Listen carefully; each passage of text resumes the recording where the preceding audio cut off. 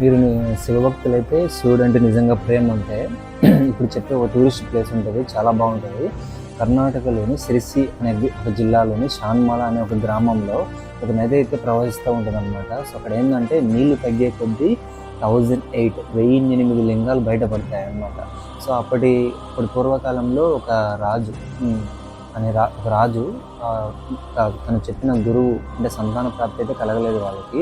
So ఈ విధంగా నువ్వు నదిలోకి వెళ్ళేసి 1008 లింగాలు ప్రతిష్ఠించు, శివుడు అనుగ్రహం వల్ల నీకు సంతాన ప్రాప్తి అయితే జరుగుతుంది అని చెప్పేసి 1008 లింగాలని ప్రతిష్ఠిస్తారు ఆ నదిలో. సో అక్కడికి వెళ్ళి మీరు కూడా ఒక నది నీరు తగ్గే కొద్దీ అక్కడ 1008 లింగాలు మనకి కనబడతాయి.